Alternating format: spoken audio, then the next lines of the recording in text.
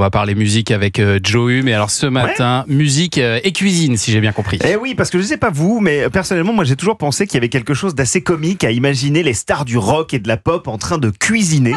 Quand ils sont sur scène, ce sont des dieux ou des déesses, certes, mais imaginez, je sais pas moi, Lenny Kravitz avec son petit tablier préparant son gâteau préféré. Oh, je veux un flan léger. Je veux un flan léger. Mais oui, pourquoi pas, peut-être qu'il est très fan. Alors si comme moi vous êtes curieux ou curieuse des plats favoris de vos chanteurs, chanteuses préférés, figurez-vous que dans les années 80, les autrices Robin Le Mesurier et Peggy Sue Honeyman Scott ont carrément fait un livre de recettes intitulé Rock and Roll Cuisine. C'est un canular, ça, non? Absolument pas. C'est un livre comme vous et moi, c'est devenu culte. On le trouve souvent dans les bibliothèques de mélomanes et fins gourmets. Et ça a été publié en novembre 1988. Mesurier et Honeyman Scott ont écrit à des dizaines de stars de la musique à l'époque en leur demandant une recette à partager, et les rockeuses et les rockeurs ont répondu à l'appel, ajoutant souvent leurs propres croquis dessinés à la main et des photos d'eux préparant les repas dans leur propre maison. Et alors on y trouve quoi comme genre de recette par exemple? Alors on y trouve par exemple, écrit de la main de la star en personne, la salade de macaroni approuvée par le petit ami de Cher.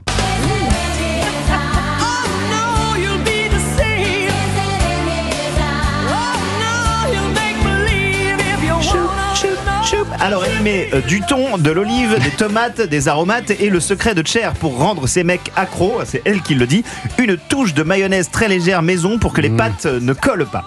Alors on a aussi, et ça j'aime bien le titre, le Fleetwood Mac Fiesta Dip.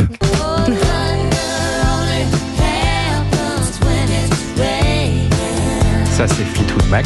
Absolument.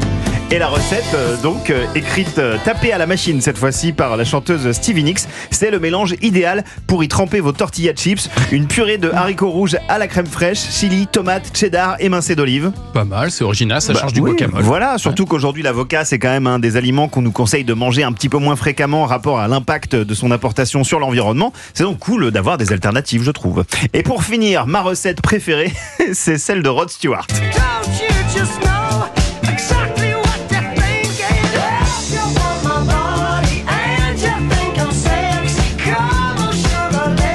Alors, est-elle sexy la recette de Rod Stewart?